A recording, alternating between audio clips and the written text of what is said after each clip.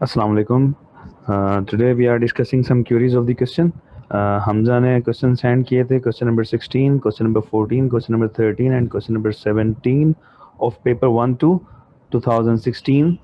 अच्छा जी, तो हम वो डिस्कस करते हैं. सबसे पहले क्वेश्चन नंबर 13 में है right these values in order of the size starting with the smallest. तो पहले सबको मैं नंबर में कन्वर्ट कर देता हूँ. सिंपल है बहुत. 2 power 5 means 2 multiply itself 5 times 2 into 2 into 2 into 2, it will be 32. When you multiply 2 by 2 2 2 2, when you will get the answer 32. 5 square means 25, cube root of 1000 means 10, 27 power 0, any number which is power 0 is equal to 1. ये simple number में convert हो गए. अब इसको आप start with the smallest कर दो. सबसे छोटा नंबर है 1 जो कि ओरिजिनली 27 पावर 0 था. उसके बाद है 10 जो कि क्यूब रूट 1000 था. उसके बाद है 25 जो कि ओरिजिनली 5 स्क्वायर था. और उसके बाद है 32 जो कि ओरिजिनली 2 पावर 5 था. तो ये स्टार्टिंग विद दी स्मॉलेस्ट हमने इसको कन्वर्ट कर दिया. अच्छा जी, उसके बाद सेकंड पार्ट में, बी पार्ट में कह रहा है examiner right down one possible value of x that satisfy each inequality. square root x is equal, its square root x is greater than 2 and lesser than 3. अगर मैं इसको read करूं, square root x जो है वो 2 से बड़ा है और 3 से छोटा है. तो ऐसा आंसर आपने लिखना है. x की जगह ऐसा नंबर लिखना है, कोई भी एक नंबर जिससे आंसर जो है वो 2 से बड़ा आए और 3 से छोटा है. जैसे फॉर एग्जांपल x की जगह अगर मैं 5 लिखता हूँ तो it will give the answer square root 5 जो होगा वो 2 से बड़ा आंसर देगा और 3 से छोटा आंसर देगा. सिमिलरली अगर मैं 6 लिखता हूँ या 7 लिखता हूँ या 8 लिखता हूँ तो इनमें से कोई भी एक नंबर हम लिख सकते हैं. Write down one possible value लिखा ना. तो ये जो आंसर देगा square root 5, square root 6, square root 7, square root 8, ये जो आंसर आएगा वो 2 से बड़ा होगा और 3 से छोटा होगा. तो ये इस इनइक्वालिटी को सेटिस्फाई करेगा. देन इसका जो सेकंड पार्ट है, x cube is greater than -1 and lesser than 0. मतलब एक्स क्यूब जो है वो एक्स की जगह ऐसा नंबर पुट करना है जिससे आंसर आपका -1 से बड़ा आए और 0 से छोटा आए. तो इसमें भी देखें, एक्स की जगह अगर मैं -0.5 लिखता हूँ तो -0.5 या -1/2. -1/2 पे जब मैं क्यूब लगाऊंगा तो इसका मतलब है -1/2 3 बार मल्टीप्लाई हो रहा है. So minus minus plus plus minus minus 1 into 1 into 1 1, 2 to the 4, 4 to the 8. 1/8 जो होगा it will give the answer in between -1 and 0. या भले आप -0.75 ले लें जिसको हम 3/4 कहते हैं. तो इसको भी अगर आप क्यूब निकालेंगे तो भी इसका भी आंसर जो होगा वो -1 और 0 के बीच में आएगा. तो कोई भी एक नंबर आप इसमें से लिख सकते हैं. ठीक है, ये हो गया question number 13. Now question number 14. Question number 14 भी इन्होंने मेंशन किया था. अच्छा जी, the coordinate of the mid point. अब क्वेश्चन नंबर 14 में मैं हाईलाइट करते जाता हूँ क्या क्या चीजें गिवन है. The coordinate of the mid point of line A B are 1 2. The length of A B is 10 unit. The gradient of A B is 0. Find the coordinate of A and B. अच्छा जी, ए और B के coordinate find out करने हैं आपने. तो सबसे पहले देखें इसमें गिवन क्या क्या है. इसके अंदर मिड पॉइंट गिवन है, mid point of A B 1 2. A B का डिस्टेंस गिवन है 10 है लेंथ उसकी. और इसमें ये बताया सबसे इंपॉर्टेंट चीज़ है ग्रेडियंट इसका 0 है. तो जब भी लाइन का ग्रेडियंट 0 होता है तो इसका मतलब है लाइन जो होगी ये एक्स एक्सिस, ये Y axis. If the line is having gradient 0 then this line is horizontal. वो लाइन जो होगी वो क्या होगी, हॉरिजॉन्टल लाइन होगी क्योंकि स्लोप जो होगा इसका वो 0 होगा. ठीक है, ऐसी लाइन जो हॉरिजॉन्टल हो उसका ग्रेडियंट क्या होता है, 0 होता है. अब यहाँ पे मिड पॉइंट आपके पास गिवन है. ए बी का जो मिड पॉइंट है वो है 1,2. 1,2 फॉर एग्जाम्पल यहाँ पे है. फॉर एग्जाम्पल 1,2 यहाँ पे 1 है और यहाँ पे 2 मेंशन है. 1,2 मिड पॉइंट है. ये ए है फॉर एग्जाम्पल, ये बी है फॉर एग्जाम्पल. ये जो 1,2 है ये मिड में है.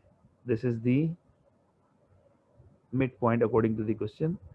ठीक है, तो टोटल लेंथ ए से लेके बी तक 10 है. तो इसकी अगर ये मिड पॉइंट है तो इस साइड पे लेंथ 5 होगी और 5 लेंथ होगी इसकी इस साइड पे.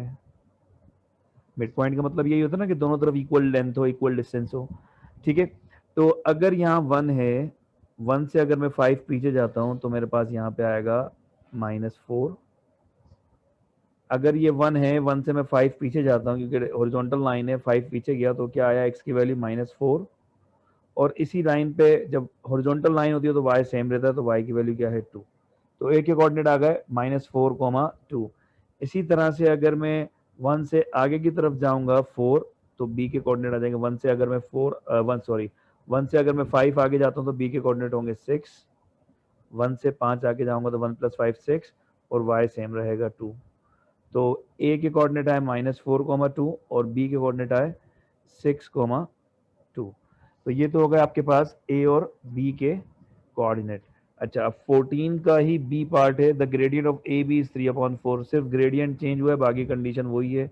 डिस्टेंस 10, लेंथ इसका 10 है, मिड पॉइंट ए बी का 1 2 है, ग्रेडियंट अब चेंज कर दिया, ग्रेडियंट 3/4 कर दिया। It means it's having a sloping line, gradient इसका 3/4 है। तो 3/4 ग्रेडियंट का मतलब होता है कि आपकी जो लाइन है it's a positive gradient, this is the sloping line, ठीक है। पॉजिटिव ग्रेडियंट है तो इस तरह से होगी। अच्छा जी, अब इसका मिड पॉइंट है 1, 2, फॉर एग्जांपल 1, 2 यहाँ पे है, 1, यहाँ पे 1 हो गया और यहाँ पे 2 हो गया, ठीक है। अब इसका ग्रेडियंट है 3 राइज 4 रन। जब भी ग्रेडियंट 3 राइज 4 रन होगा, दे देखें, जब भी ग्रेडियंट किसी भी पॉइंट का 3 राइज 1 2 3, 3 राइज 4 रन होगा 1 2 3 4, 3 और 4, तो जो लेंथ बनती है 3 राइज 4 रन से वो 5 बनती है। पाइथागोरस थ्योरम से जब आप अप्लाई करेंगे, जब किसी भी लाइन का ग्रेडियंट 3 राइज हो और 4 रन हो, तो जो अगला पॉइंट आता है उसकी लेंथ जो होती है 5 होती है, क्योंकि पाइथागोरस थ्योरम जब अप्लाई करोगे 3 4 पे, तो पाइथागोरस थ्योरम के थ्रू ये जो आएगा 5 आएगा। पाइथागोरस थ्योरम क्या है, hypotenuse square is equal to base square plus perpendicular square, ठीक है। तो जब भी लेंथ आपके पास ग्रेडियंट जो होगा वो 3 4 होगा, तो उसके थ्रू जो दूसरा पॉइंट आएगा उसकी जो लेंथ होगी वो क्या होगी, मैं हाईलाइट कर रहा हूँ, वो होगी 5। ओके, सो ये मिड पॉइंट है, इससे मैं 3 राइज माने 2 से 3 ऊपर जाऊंगा, 1 2 3, तो यहाँ मैं पहुंचूंगा 5 तक। 2 से अगर मैं 3 राइज करूंगा तो मैं कहाँ पहुंचूंगा 5 तक। और रन कितना है, 1 2 3 4। 1 से अगर मैंने 4 रन किया, 1 से अगर मैंने 4 रन किया आगे, तो x आया 5।